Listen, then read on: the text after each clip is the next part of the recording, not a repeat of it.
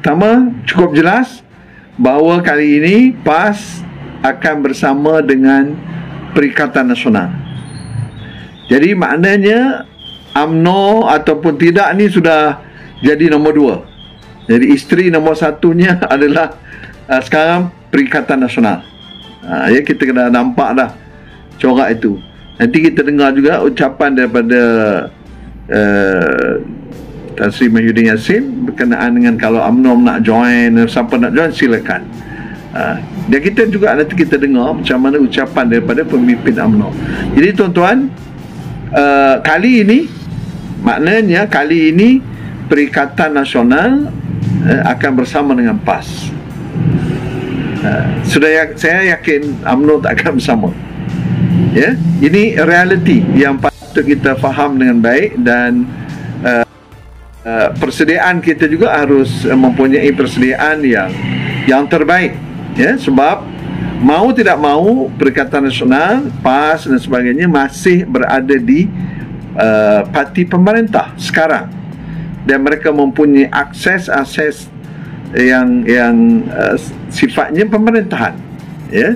Ini hal yang patut kita Raja Ikhlas dalam kalangan parti gabungan. Kita dengar juga ucapan dari demikian Tuan ketika Guru Majlis Pelancaran Perikatan Nasional Terengganu di Marang pada Sabtu. Dalam pada itu, rakyat perlu memilih Perikatan Nasional PN pada pilihan raya umum ke-15 bagi mewujudkan kerajaan yang lebih stabil. Presiden PAS Tan Sri Abdul Hadi Awang berkata, ini kerana kerajaan PN telah membuktikan prestasi cemerlang mentadbir negara. Menurut Abdul Hadi, ia termasuk keupayaan serta kesungguhan kerajaan dalam menangani pandemik COVID-19 dan krisis ekonomi negara. Oleh kerana kerajaan kita kerajaan yang tak kuat, bilang raya pun dekat, dia minta rakyat memberi mandat Perikatan Nasional untuk membina satu kerajaan yang kukuh dan kuat. Kita ambil langkah. Okey. Sejauh mana benarnya ucapan YB Marang ini, tuan-tuan, perempuan boleh hujah, ya? Tak ada masalah, boleh hujah. Dan kita faham bahawa mana-mana pun kalau dia jadi kerajaan, mereka akan kata, oh, kamilah yang terbaik, kamilah yang terbaik. Itu biasa. Jadi maknanya PAS pun dah style macam tu jugalah, kan? Kamilah yang terbaik, kami akan perintah. Dia kata kami telah membuktikan berjaya menurunkan COVID-19 dan sebagainya. Tapi mereka takkan sebut, mereka takkan sebut bahawa ketika PH dulu selama 11 hari kosong kes, kemudian mereka lakukan langkah Sheraton. Bila berlakunya langkah Sheraton, rampasan kuasa berlaku, tiba-tiba COVID naik, mencanak naik. Apakah betul-betul mencanak naik ataupun rekayasa, ataupun tujuan supaya kita kena kurung semua? Tuan-tuan kena ingat, berapa lama kita kena kurung? Kita kena kurung lebih kurang berapa bulan, bagi berapa bulan, lepas tu tambah berapa bulan, akhirnya bertahun. Berapa ramai pula rakyat Malaysia ni bunuh diri. Lepas tu dia kata, kami antara yang berjaya. Cuba tuan-tuan dengar, kami telah berjaya memimpin Malaysia dalam keadaan berapa ramai rakyat Malaysia mati. Kemudian bukan mati kerana penyakitnya, mati kerana bunuh diri, kerana tak tahan dengan cara mereka merentah. Saya nak tanya Perikatan Nasional, apa yang hebat sangat Perikatan Nasional ni? Kalau YB Marang kata hebat sangat Perikatan Nasional ni di bawah Mahyudin Yassin, tuan-tuan cuba ingat balik. Kami hantar memorandum saja lebih kurang 10. OTAI hantar, gabungan NGO hantar 10 tu macam-macam isu. Mana teruk, cukup teruk. Sebelum ni saya jaranglah hantar memorandum ke istana, tapi di waktu Perikatan Nasional, terutama sekali di bawah Mahyudin Yassin, kita hantar sampai 10 NGO, 10 memorandum. Lebih daripada 100 NGO hantar memorandum ke bawah Duli yang Maha Mulia Seri Paduka Baginda Yang di-Pertuan Agong. Tuan-tuan bayangkan dia tu kata, oh kami memerintah dengan bagus. Tengok, itulah style. Jadi kita apa? Kita dengar. Tuan-tuan janganlah, kena dengar lah. Dengar mereka cakap. Bila kita dengar dia orang cakap, baru kita boleh hujah. Kalau tak dengar, macam mana kita nak hujah, kan? Tak apa, kita dengar. Lancarkan Perikatan Nasional di seluruh negara. Kita memberi tawaran ajar rakan-rakan daripada UMNO, parti-parti lain ikut sama dan Perikatan Nasional ini untuk sama-sama mengambil tanggungjawab untuk selamatkan negara. Jelasnya, walaupun PN tidak mempunyai manifesto tetapi memiliki agenda untuk menyelesaikan masalah yang dihadapi negara. Beliau berkata, jadi tuan-tuan, saya pun heran. Dalam PRK PRN di Johor bungkus, di Melaka bungkus, oh tapi dia kata kami yang terbaik.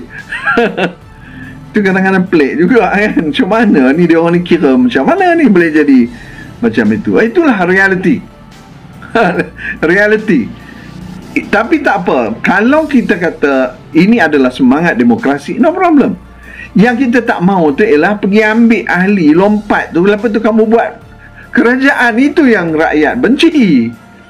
Dan kita kena hukum kena hukum Pakatan Nasional ni. Sebab apa? Mereka punya kerajaan tu wujud daripada lompat ni, makhluk pelompat ini atau katak politik ni. Jadi kerajaan yang wujud bukan kerajaan yang dikendaki oleh rakyat. Tiba-tiba mereka kata, oh kamilah kerajaan yang terbaik. Lantak kamulah. Tapi rakyat, saya yakin rakyat faham apa yang sudah mereka lakukan. Dan dengan pelbagai perkara rosak habis sistem negara kita ni, akibat daripada ni puak-puak ni.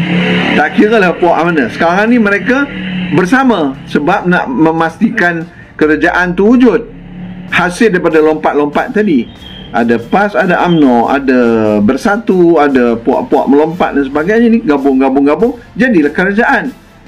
Walaupun kerajaan itu wujud, tetapi rakyat tak mau terima. Dan rakyat patut tak mau terima kerajaan yang seperti itu, termasuk juga sampai sekarang, sebab perkara-perkara asas bernegara ini tak selesai. Misalnya, harga barang yang terlampau tinggi.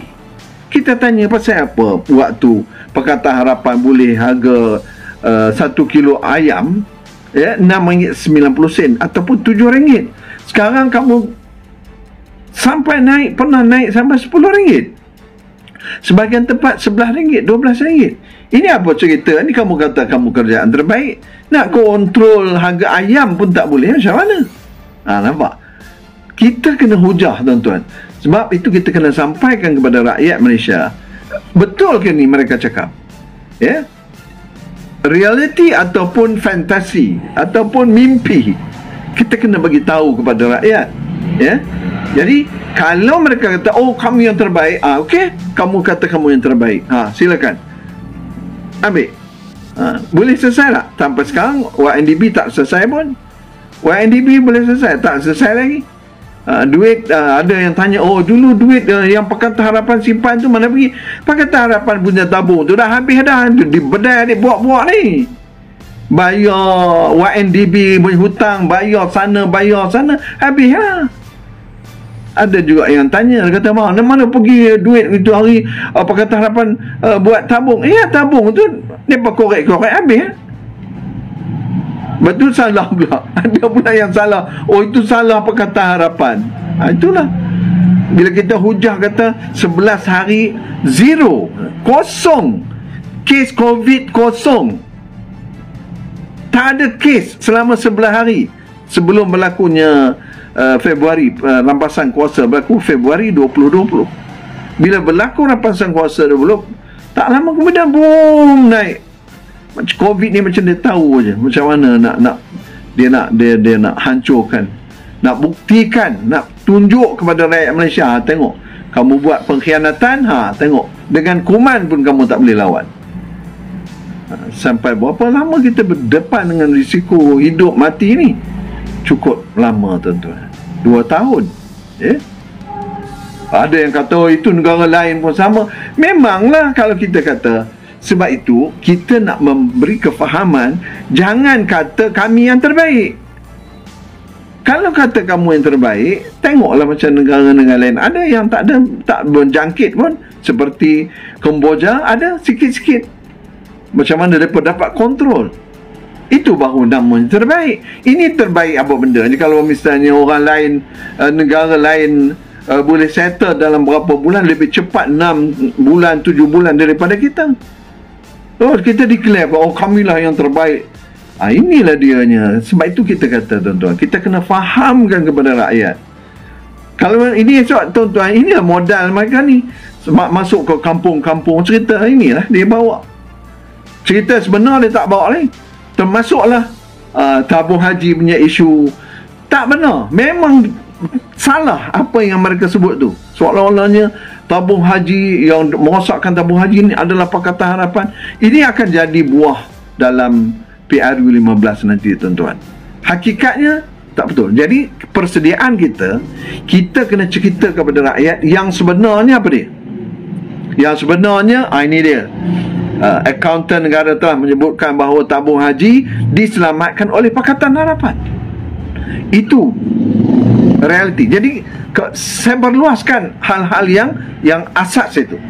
Yang kedua, tabung haji juga diselamatkan oleh Dr. Mujahid dan telah pun memohon maaf dari Ashraf Wajdi, Ketua Pemuda UMNO. Beliau minta maaf walaupun di luar mahkamah, tapi beliau minta maaf.